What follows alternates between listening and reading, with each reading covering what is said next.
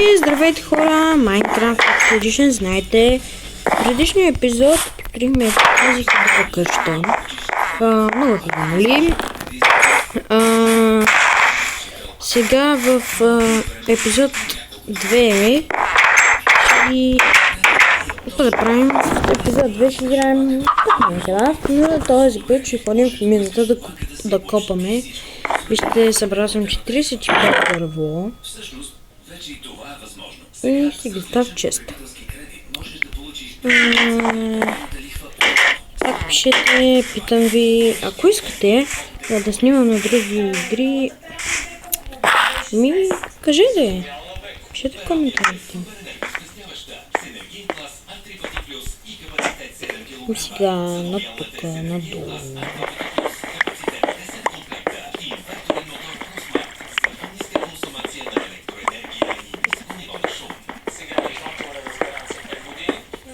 Този ключ е малък, да знаете.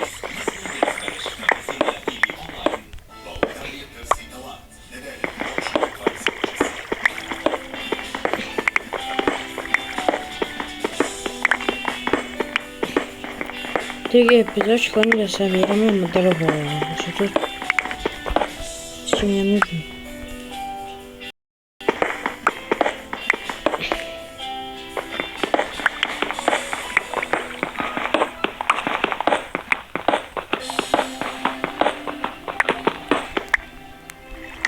Гранит.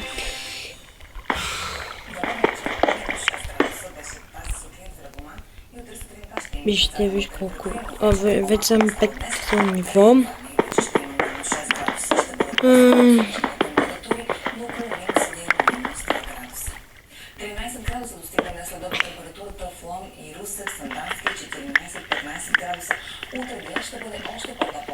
Ако чуете леко новини, това ще отдяваме и хиляда.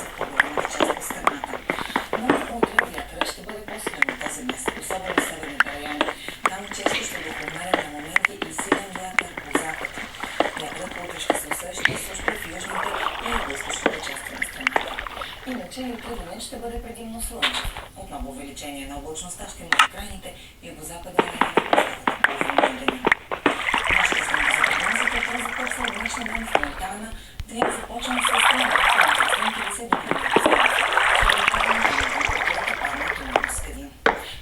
Тук е макон, не. Увеличение на облачността. Отново ще има масивите на югозападна България.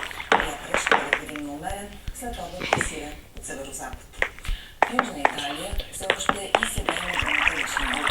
И там ще бъде вече най-силните плежи в Европа, ще бъде в Южна Гърция. Ще има и гранатарични бури. Видяхме един, също видяхме. Не се очакват.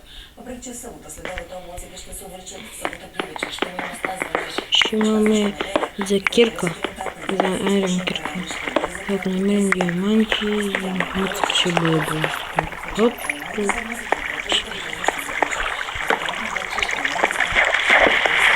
Ого, яко...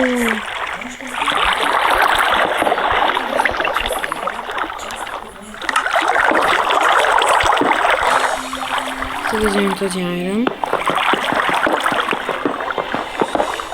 Сега ще не да нищо.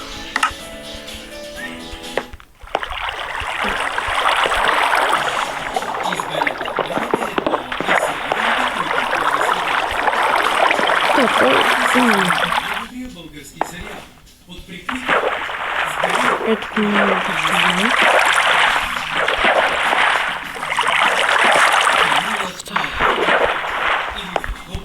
Стояме на дама.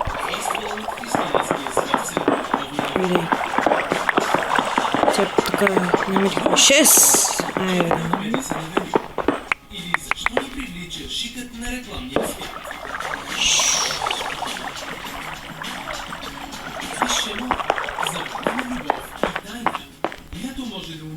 Цяла Северна империя. В испанския хит Къде? Историческа драма Съвременни саги. Това е БНТ 1. Програмата е да разбираш. Малко така ще гледам.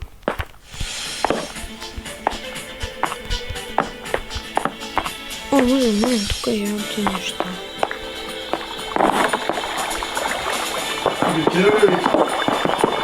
Да. 15 евро.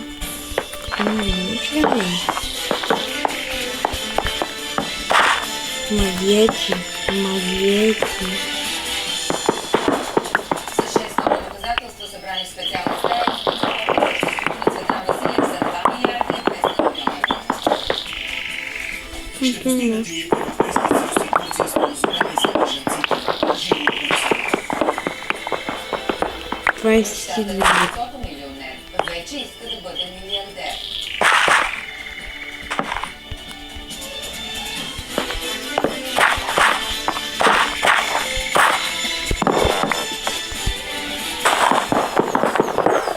започват централната визия послуги у нас. Тази вече четвъртък, 17 месец. Задават ли се сътресение в управляващата коалиция? ГЕРБ поиска премиера да отстрани кадрите на ДСБ от всички постове на властта. Парламентарната група на ГЕРБ успеха Бойко Борисов в парламента да обясни до кога Радан Кънев и хората му ще участват в управлението. Второто вече е Надежда Василева, която през деня проследи темата на управлението. Новината е идва в момент, в който премиерът е в Брюксел. Въпросът е защо депутатите реагираха така именно в негово отсъствие. Странно ми изглеждаше на нас парламентарните репортери този тип комуникация днес между парламентарната група на ГЕРБ и премиера Бойко Борисов. Новината, че ще има изявление, важно изявление от страна на ГЕРБ, тече час и половина преди самото изявление да се случи. Не знаехме обаче каква ще бъде темата. Темата действително ни изненада.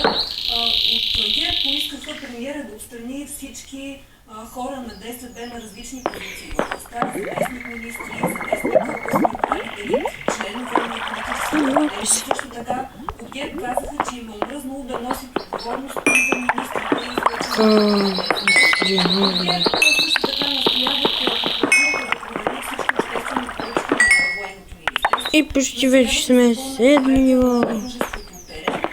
Лидерът на БСП Кънев 2 часа по-късно направи много Интересно. въпроси, не коментира обвиненията, които чухме да съдият от правилник към него, но всички Че взема това граница. нека да следващия. И вече хора имаме 27 май рани, ще направя приключен епизода. Аз да съжалявам, че е толкова дълъг, късно. Това е живота просто в момента. Ще питаме премиера, че кога ще търпите хора и техните лъжи, че са Там е голямо. в управлението на държавата.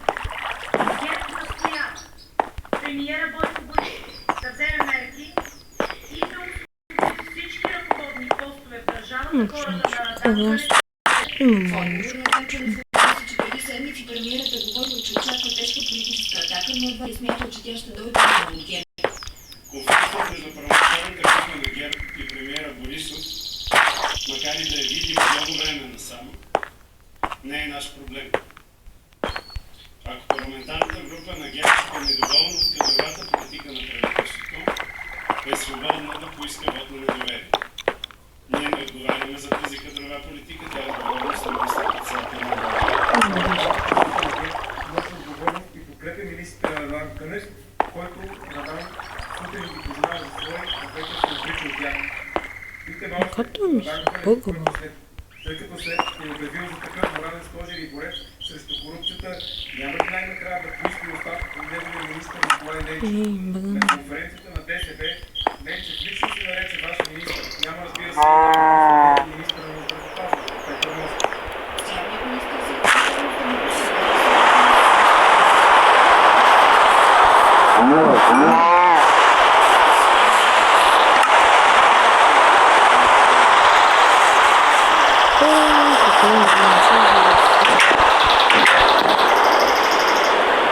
Ето вижте само 27 майрон.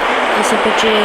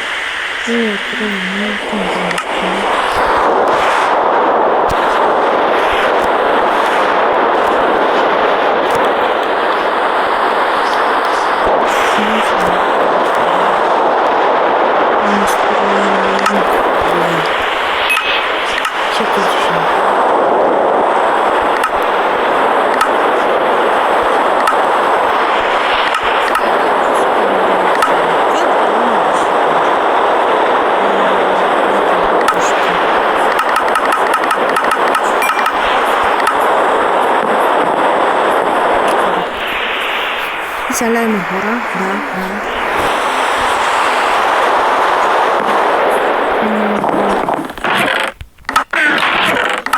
Министър Николай Денчев, съминистър на реформаторския. Те се справят изключително добре. Чичко Никола Както и всичките и си. че сплит. Вече това ще не игра като баня. Някакъв начин на групата на където за ръководството или най-малкото поставянето на Вижте. поколение. За да Вижте имаме инструменти.